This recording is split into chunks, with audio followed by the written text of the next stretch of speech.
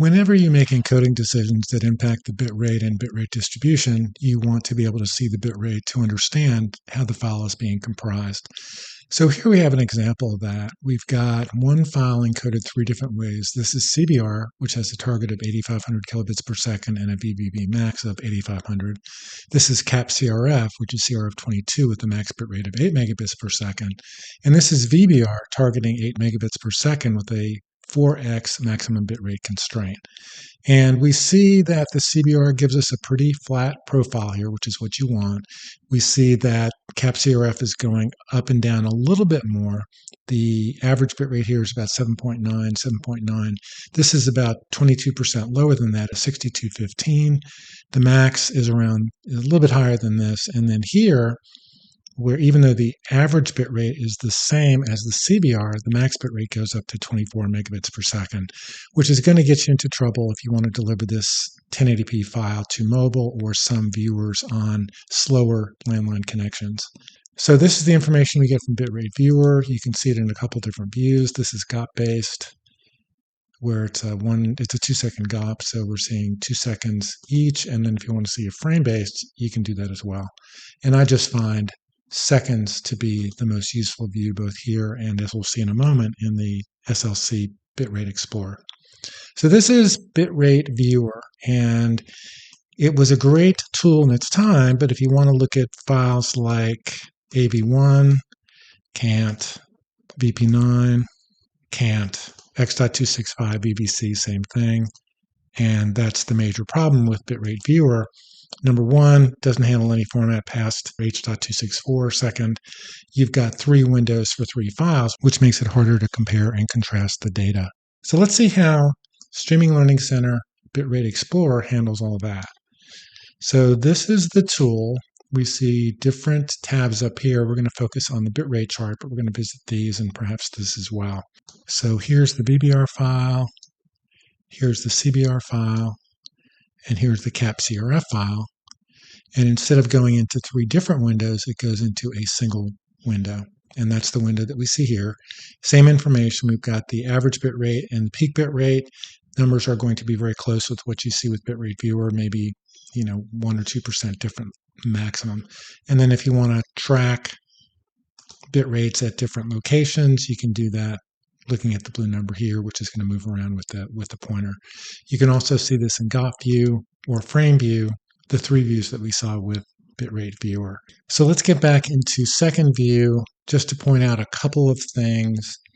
If you want to focus on one file, you can hide and remove here. If you want to delete the files from analysis, you just click the X here. The obvious question is, which is the best bitrate control technique? We see the potential danger of the VBR with 4x maximum bitrate in that we've got very, very high bit rates here, even though it's temporary. And the question is this delivering better video quality? So we can look at metrics, we'll go there in a second, but you can also just look at the frames themselves. So, we're in the area where the bit rate is the highest. This is VBR, and if we want to zoom in, and let's zoom in on the Coca-Cola, and you can't see this. No, you can. This is 8.9. So we're tracking how far we're going in. This is the VBR. That's the highest quality file.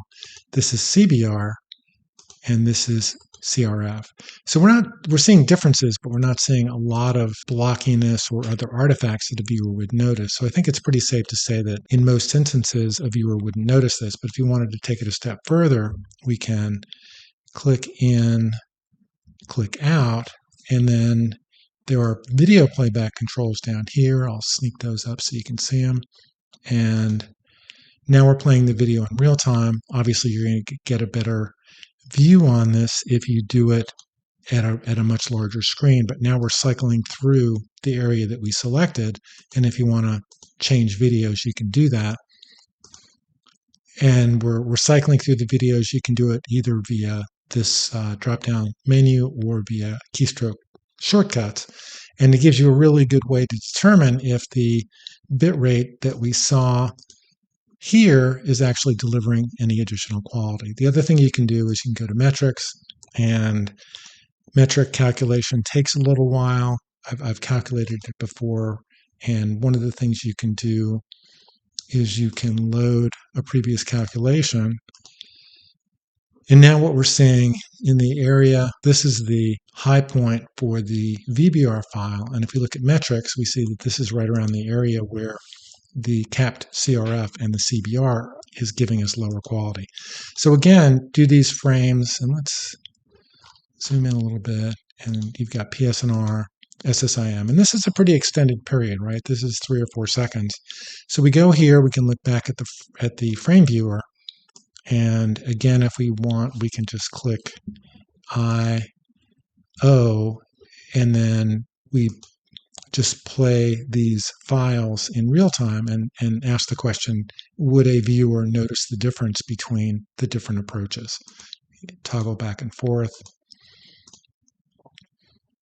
So there's all that. The other thing that Bitrate Explorer gives you is this file compare feature. And file compare shows all of the, essentially the media info like data that is listed here.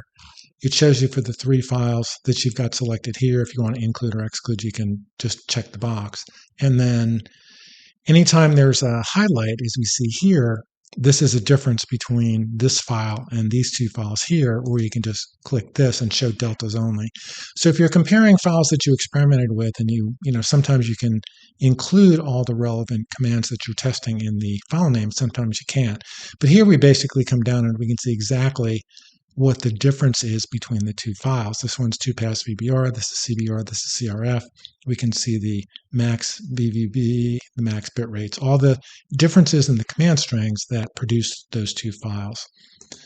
And then to kind of finish it off, if you want to add VVC, if you want to add VP9, if you want to add X.265 or AV1, these are all files that Bitrate Explorer, after it reads in the, so let's close these.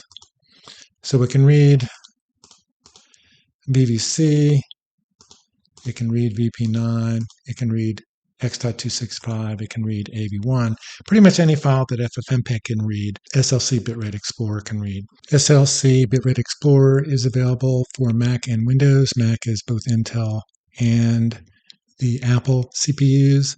And it's a 14-day trial of all the features. And after 14 days, break-even, BD rate, and metrics expire, and you lose the ability to play video in the frame viewer. But you still keep file intelligence, which is the media info view, file compare, which we saw, the bitrate chart, what we saw, and the frame type, which gives you the ability to understand where the I frames are, where the P frames are, and where the P frames are, which is really helpful for ABR packaging and to make sure that you've got apples to apples comparisons in the files that you're encoding. Anyway, that's it. Thanks for watching.